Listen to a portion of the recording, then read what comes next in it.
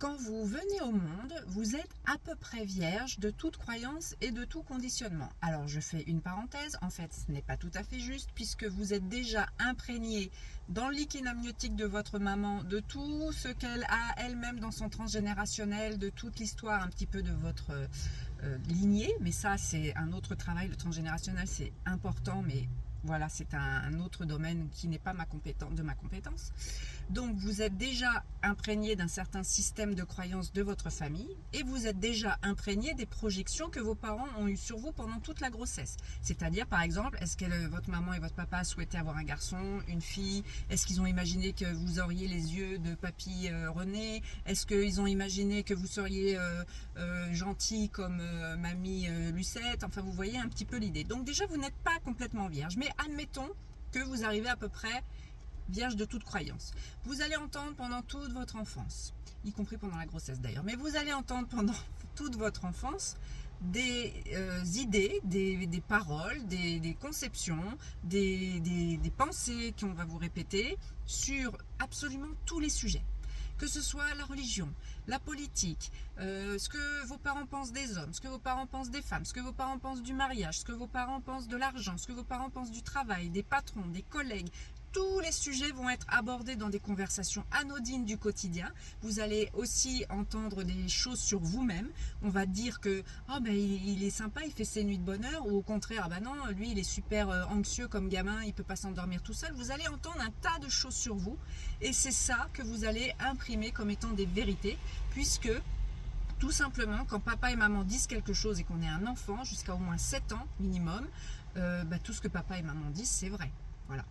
Donc, vous allez vous constituer votre système de croyance à partir de ça et aussi à partir des expériences de vie que vous allez commencer dans votre jeune expérience à vivre, par exemple à l'école avec les copains. Vous allez peut-être connaître le rejet. Si un copain ne veut pas jouer avec vous à la récré, vous allez imprimer l'émotion, dire ah, je me suis fait rejeter, oh mon Dieu, oh là là, c'est très désagréable. Alors si ça arrive une deuxième fois, alors là, ça y est, vous avez validé que vous, on vous rejette, que vous, de toute façon, vous n'êtes jamais choisi, que pour jouer dans l'équipe de la balle aux prisonniers, c'est jamais vous qui êtes choisi en premier, patin, coup fin, comme on dit.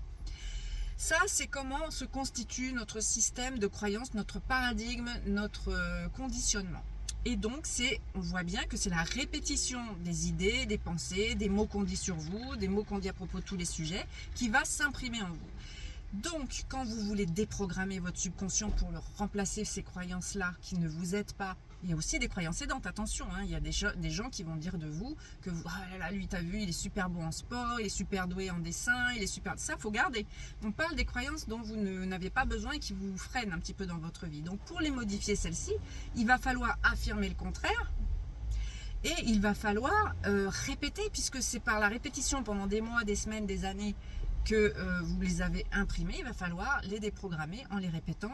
Alors peut-être pas aussi souvent, parce que si ça fait 10 ans qu'on vous dit que vous êtes bordélique, voilà, vous allez peut-être pas mettre 10 ans à affirmer le contraire, mais vous êtes...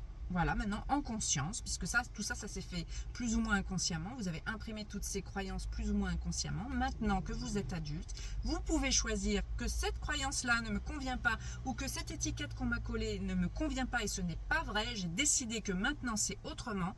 Vous décidez des croyances qui vous arrangent, vous décidez de qui vous voulez être et vous affirmez donc le contraire de ce qui vous arrange pas assez souvent.